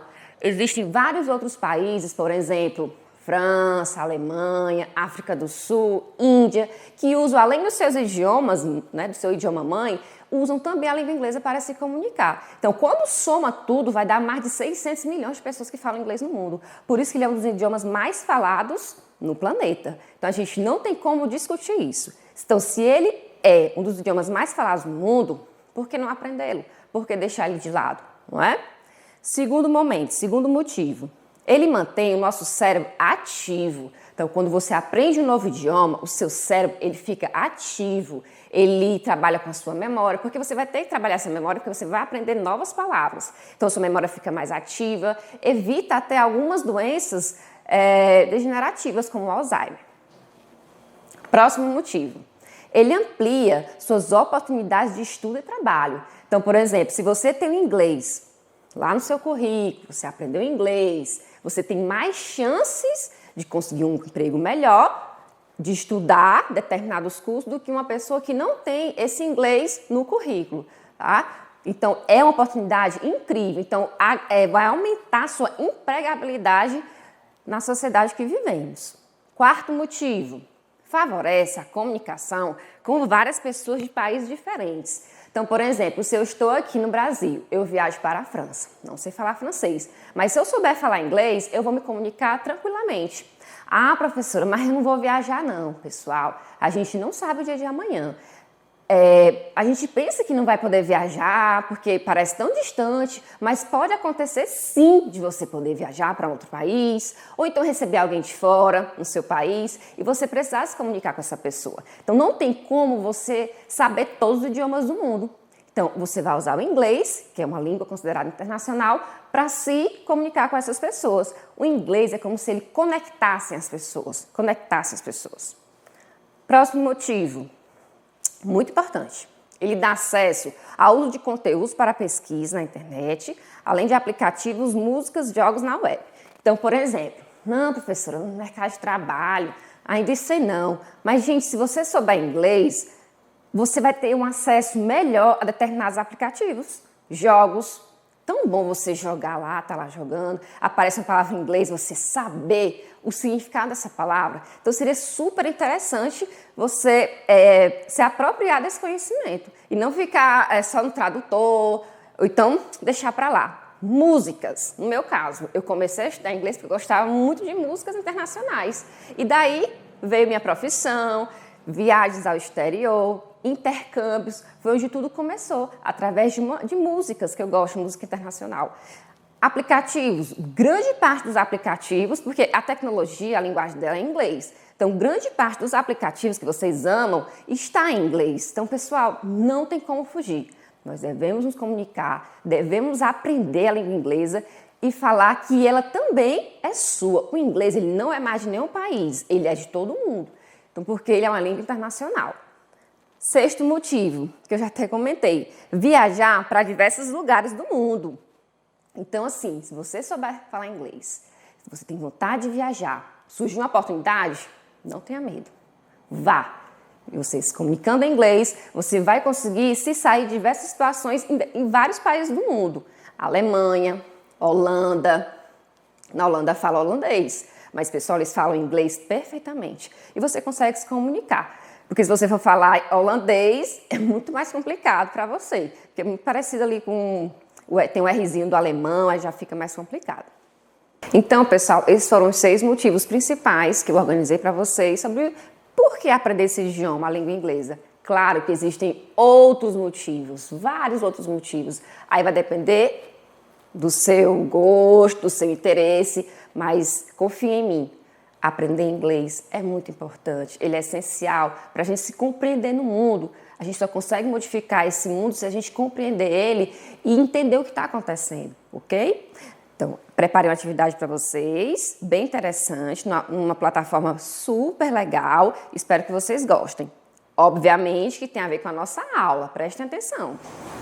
Então, é um quiz, é um jogo de perguntas e respostas. Então, eu vou fazer a pergunta, existem 4 opções. A, B, C ou D. A, B, C ou D. Então, a primeira pergunta, vamos lá. Por que falar em inglês? Letra A. Para apresentações festivas. Para trazer, letra B, para trazer oportunidades para você. Letra C, porque o inglês é fundamental para unir países. Ou letra D, para falar no WhatsApp. Então, qual a melhor resposta? Letra A, B, C ou D?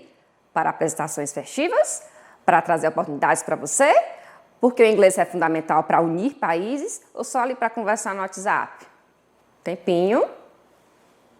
A resposta, pessoal, é letra B, para trazer oportunidades para você. Aquelas oportunidades que a gente comentou, oportunidade de estudar fora, oportunidades de empregos melhores em empresas internacionais ou até mesmo nacionais. Segunda questão. Por que devemos estudar inglês na escola? Que vocês adoram perguntar. Professor, inglês para quê? Vamos lá. Opção A, para passar de ano escolar. Opção B, para ver vídeos no YouTube. Opção C, para se comunicar com muitas outras pessoas. Ou a opção letra D, apenas para conseguir um emprego no futuro. Então, A, B, C ou D? Qual a melhor resposta? Por que devemos aprender, devemos estudar inglês na escola? Resposta, pessoal, é a letra C, para se comunicar com outras pessoas. Não é só para passar de ano, né, pessoal? Então, assim, passar de ano vocês precisam passar, obviamente, estudar, aprender, mas é muito maior do que esse motivo, tá bom? Terceira questão. Por que é tão difícil aprender inglês para algumas pessoas? Pessoal, tudo que é novo que você vai aprender exige que você estude, que você sente, que você estude, que você pergunte, que você pesquise, que você pronuncie, que você fale. Então, isso tudo exige muita letra A. Por que é tão difícil aprender inglês? Porque nacionalidade é diferente. Letra B, porque exige conhecimento. Letra C, porque exige oportunidades ou porque exige dedicação nos estudos? Então, a resposta, letra D. Às vezes fica difícil porque muitas pessoas não querem se dedicar, mas quando você se dedica a sua vida, os seus estudos, o seu tempo para o idioma, você consegue sim aprender, tá bom? Então, tudo tem a dedicação no meio. Vamos para a próxima.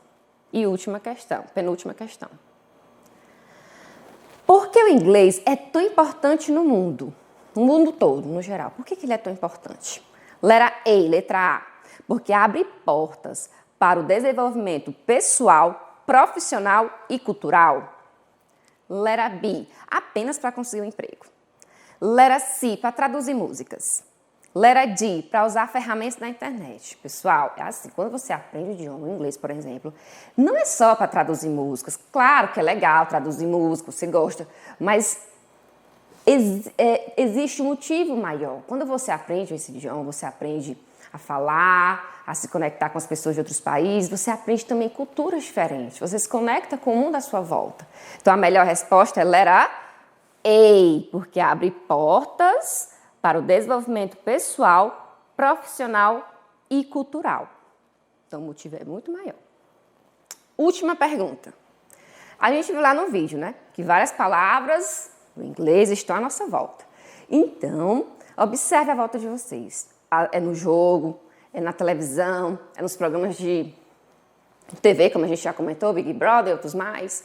É nos produtos, é na internet, são nos jogos, né? Então, aqui, eu coloquei letra A, letra B, letra C. Qual dessas 3 opções tem várias palavras que faz parte do dia a dia de vocês? Então, qual das alternativas abaixo contém palavras em inglês usadas no nosso dia a dia? Letra A, B ou C? Na letra A, vou ler as palavras, ó. Tall, amazing, kind and shy. Na letra B, hot dog, milkshake, game and delivery. Letra C, read, run, listen and go. Então, qual dessas opções tem várias palavras que faz parte da nossa rotina? Resposta, letra B. Hot dog, a gente vê toda hora. Milkshake também, no shopping. Game, videogame. E delivery é o que a gente mais vê ultimamente, né? Por conta da pandemia, os serviços estão chegando na nossa casa através do delivery. Então, a resposta é letra B. Encerramos nossa atividade. Espero que vocês tenham gostado desse quiz que a gente foi explicando, questão por questão. Vocês viram que existem vários motivos, várias razões para a gente aprender esse idioma, que é muito interessante. Vocês vão gostar. Então, pessoal, eu gostaria de deixar uma atividade, uma homework. Escreve aí no teu caderno, para você não esquecer, qual desses motivos que eu falei, que mostram a importância do inglês na sua vida, qual deles você acha que para você é um motivo para aprender inglês? Escreva no seu caderno para vocês não esquecerem. Então, a gente vai se ver na próxima aula, nós vamos estudar o alfabeto em inglês. Ok? Bye, see you!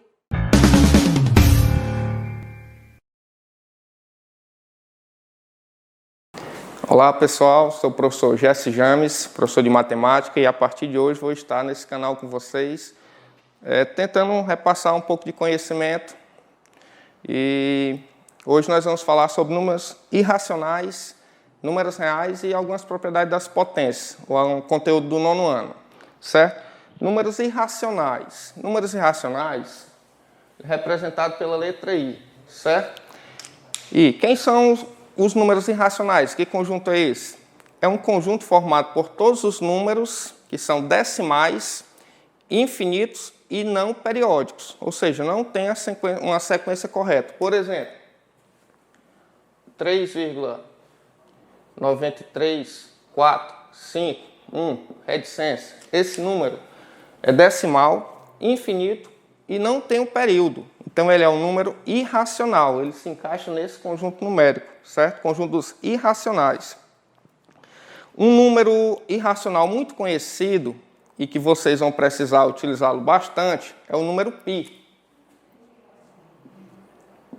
Ele é aproximadamente 3,1415 de ciência. Ele é um número decimal, infinito e não periódico, certo? Mas, como ele aparece em vários cálculos geométricos e você precisa aplicar esse número aqui, geralmente eles mandam você aproximar esse número para apenas 3,14. E de onde foi que apareceu esse número? Ele é o resultado da divisão do comprimento de uma circunferência pelo seu diâmetro, certo? Vamos ver um exemplo aqui da utilização do número π. Ó, copiar uma questãozinha aqui para a gente responder.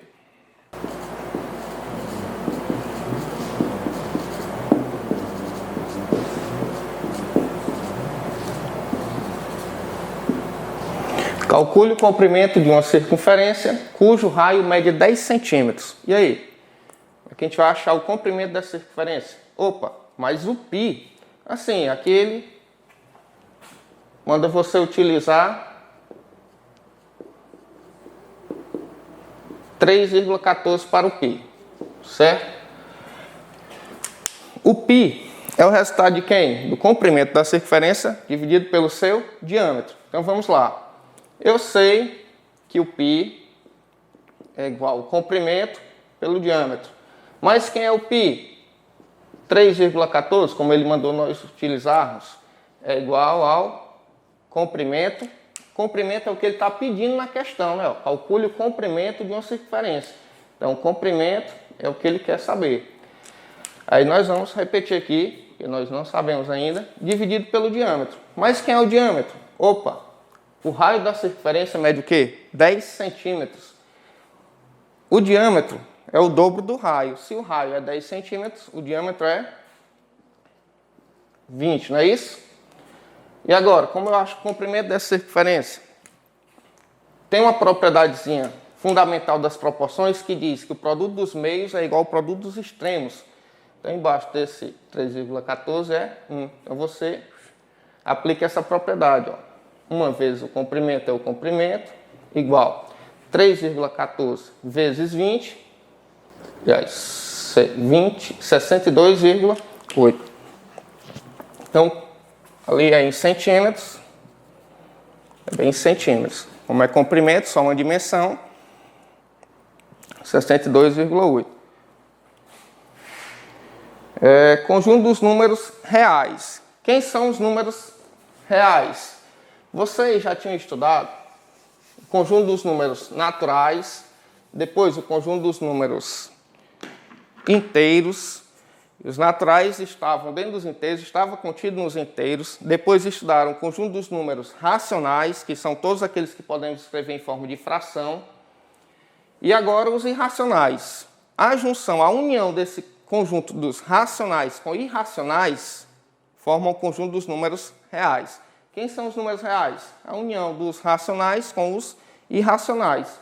E é representado pela letra R. Certo? Mas esse conjunto dos números reais tem vários subconjuntos que podem aparecer nas questões que vocês vão se deparar no cotidiano aí. Quais são elas?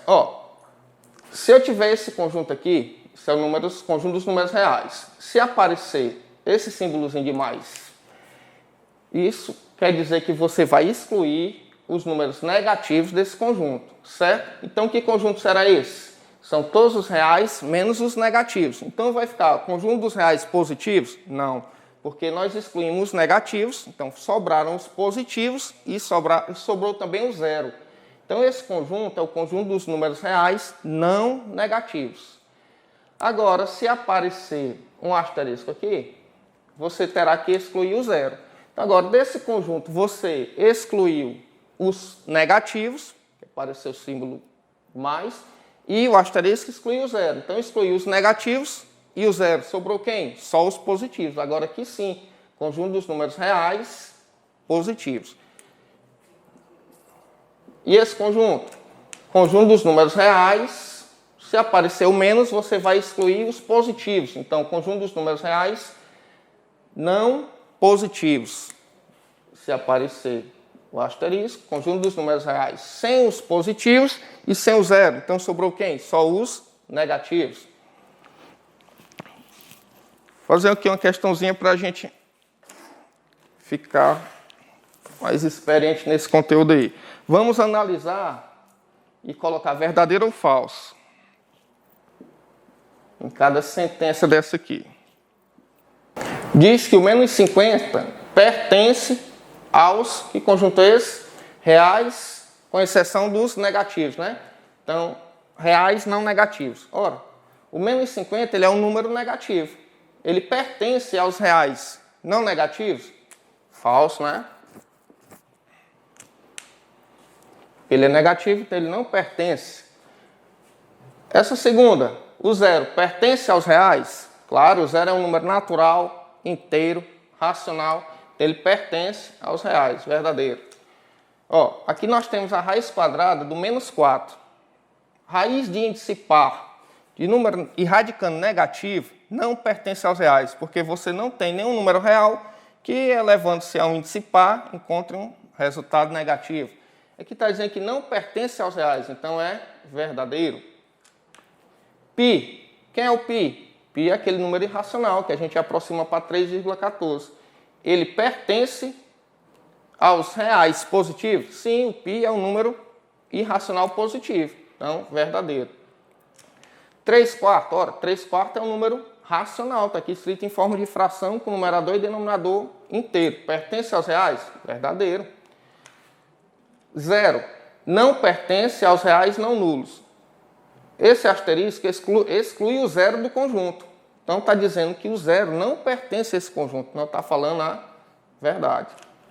Então nós vamos para as potências.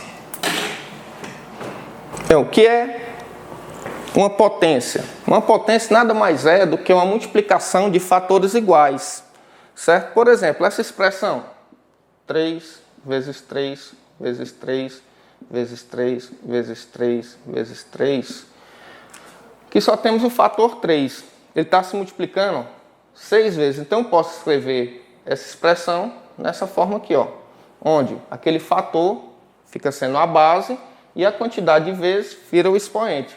Tá? Aquela multiplicação está escrita em forma de potência, certo? E temos algumas propriedades, só que nós vamos estudar só algumas nessa primeira aula, devido ao tempo.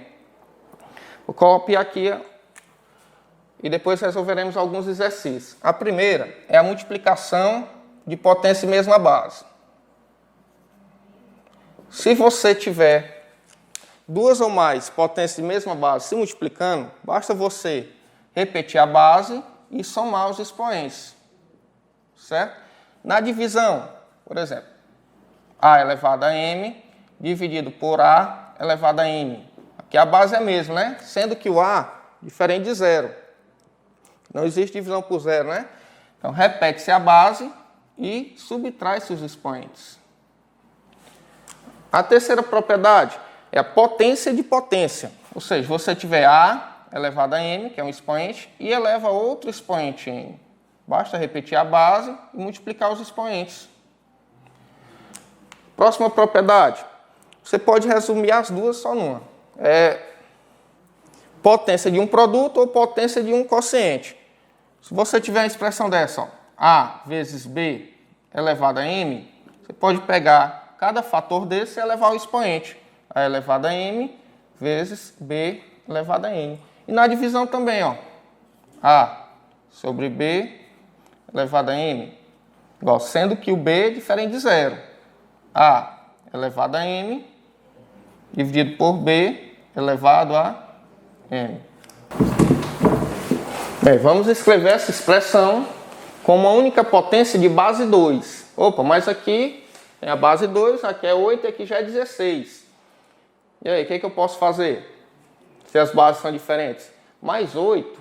8 é uma potência de 2. É 2 elevado a 3. E 16 também é 2 elevado a 4. Então, primeiramente, vamos pegar esses valores e escrevê-los na forma de potência de base 2. Então, vou repetir aqui, ó. 2 elevado a 10 vezes. Mas o que é o 8? O 8 é 2 vezes 2 vezes 2. Se eu fatorar o 8, eu acho 2 à terceira. Então, o 8 é 2 à terceira. E aquele outro expoente eu repito ali. Aí dividido por... O que é o 16? Da mesma forma, fatorando 16, eu acho 2 elevado a 4. E ao quadrado, né? Agora vamos aplicar as propriedades. Se 2 elevado a 10 eu vou repetir. Vezes. Opa, bem aqui eu tenho uma potência de potência. O que é que eu faço no caso de potência? Só multiplicar os expoentes. Então dá 2 elevado a 3 vezes 3, 9. Aí dividido por outra potência de potência. O que eu faço? Mesmo processo. 2 elevado a 4 vezes 2, 8. E agora? Agora caiu na primeira propriedade e na segunda, né? Ó, multiplicação de potência mesma base, depois divisão. Então eu vou pegar, repetir a base e somar os expoentes, como diz lá na primeira propriedade. 10 mais 9. Aí dividido por 2 elevado a 8. Se você quisesse, poderia fazer direto logo, mas vamos passo a passo. 2 elevado a 10 mais 9, 19, dividido por 2 elevado a 8. Agora eu venho para a segunda, que é a divisão. Repete-se a base e subtrai esses expoentes. 19 menos 8, fazer logo direto, 11. Pronto.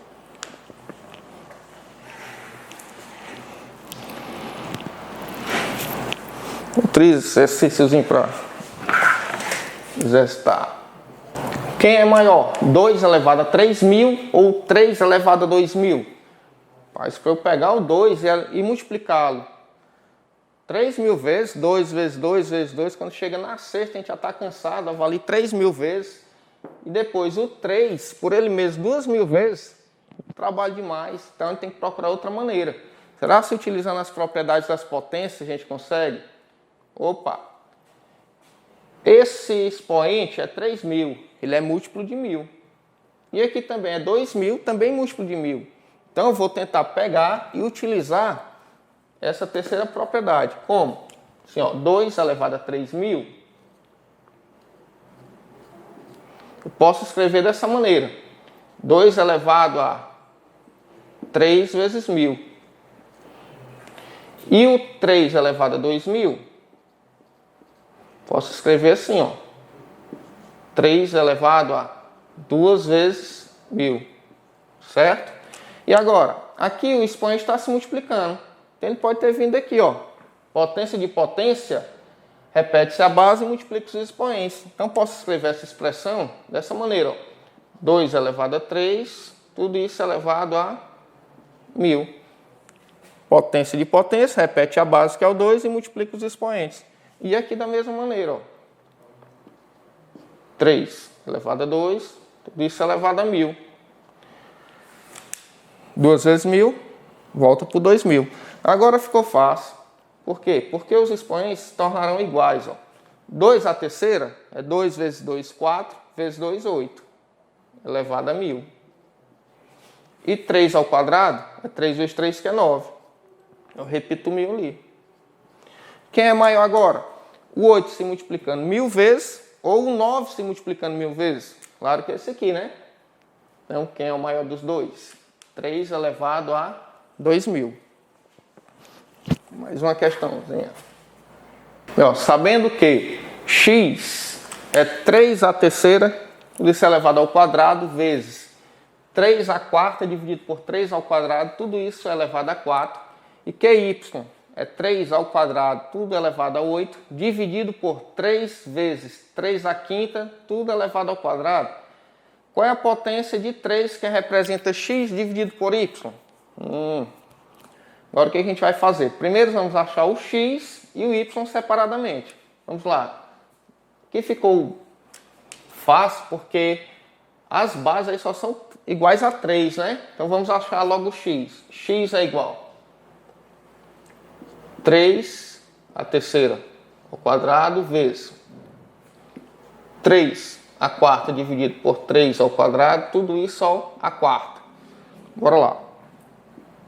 Potência de potência, o que eu faço? Repito a base e multiplico os expoentes, né? Então 3 vezes 2, 6. Aí vezes. Agora vamos para cá, para esse parênteses. Dentro do parênteses eu tenho a divisão de potência mesmo a base. Ó. O que eu posso fazer? Segunda propriedade, repete a base que é 3 e subtrai os expoentes. Então 3, 4 menos 2, 2. Tudo isso aí é elevado a 4. Que é igual 3 elevado a 6 vezes, aqui ó, potência de novo. Repete a base, que é 3, e multiplica os expoentes. 3 elevado a 2 vezes 4, 8. Multiplicação de potência mesma base. O que a gente faz? Primeira propriedade, repete a base e soma os expoentes. 14. Então, quem é o x?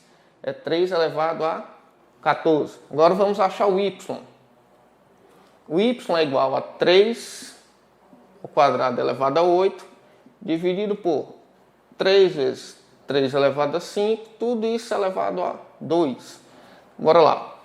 Potência de potência, repete-se a base e multiplica os expoentes. 2 vezes 8, 16. Aí dividido por, agora eu vou para esse parênteses.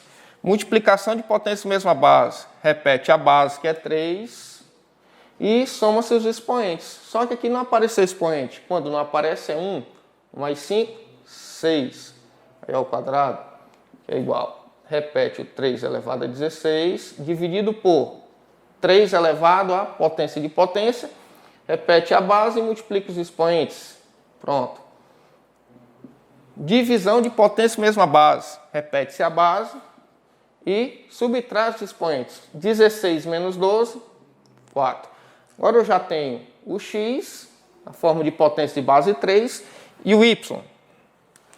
Ele quer x dividido por y, então é igual. Quem é o x? 3 elevado a 14, dividido por y. Quem é o y? 3 elevado a 4. Potência mesma base, repete-se a base e subtrai os expoentes. 14 menos 4, 10. Então está escrito em forma de potência de base 3. Vamos dar uma relembrada aqui nessas propriedades das potências. Multiplicação de potências de mesma base, o que você vai fazer? Vai repetir a base e somar os expoentes. Na divisão de potências de mesma base, você vai repetir a base e subtrair os expoentes, no caso aqui m e n, m menos n, o novo expoente que nós teremos. Quando você tiver uma potência de potência, você repete a base e multiplica os expoentes, m vezes n. Na potência de um produto, você vai repetir, vai pegar cada fator desse produto e elevar aquele expoente, certo? Que tem só 2 fatores, mas pode vir 3, 4 ou mais. Você vai proceder da mesma maneira. Por exemplo, se viesse A vezes B vezes C, tudo elevado a M. Seria A elevado a N vezes B elevado a M vezes C elevado a N.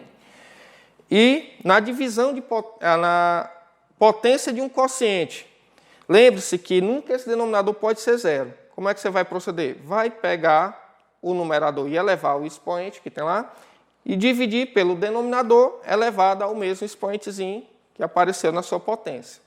Isso foi a aula de hoje. Espero que tenha ajudado vocês na resolução desses exercícios e principalmente no conhecimento que vocês vão levar para o resto das suas vidas.